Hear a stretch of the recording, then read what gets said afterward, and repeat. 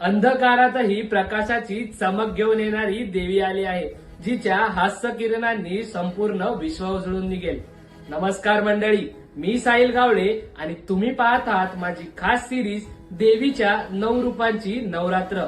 ज्या सिरीज मध्ये आपण देवीच्या प्रत्येक रूपामागचं महत्व समजून घेत आहोत.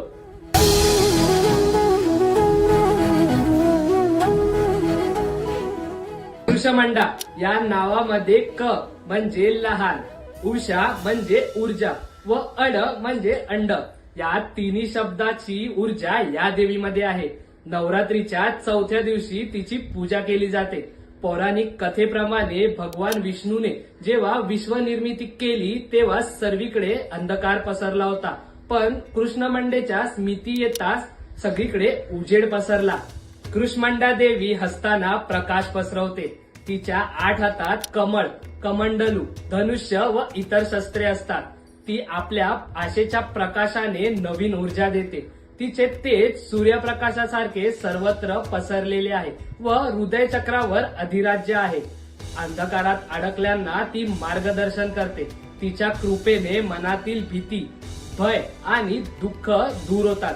आधुनिक जीवनात कृष्णमंडा म्हणजे नवीन प्रयोग करणाऱ्यांसाठी प्रेरणा. एखादा उद्यमी जसा नवीन प्रयोग साकारताना अंधकारातून प्रकाशाची निर्माण करतो, तशीच शक्ती देवी आपल्याला देते. तिच्या कृपेने मन शांत होते, भीती दूर होते व जीवनातील अडथळे कमी होतात. कृष्णमंडेच्या तेजाने जीवनात सकारात्मक ऊर्जा मिळाली की पालन आणि ममतेचं प्रतीक असणारी देवी पाहूया. पण उद्याच्या भागात तर हा होता आजचा दिवस. असेच आपण उरलेले दिवस देखील पाहणार आहोत. जर तुम्हाला व्हिडिओ आवडला असेल तर लाईक, शेअर आणि सबस्क्राईब करायला विसरू नका व तुमच्या प्रतिक्रिया कमेंट मध्ये कळवा. तोपर्यंत म्हणूया ओम देवी कृष्णमंडाय नमः.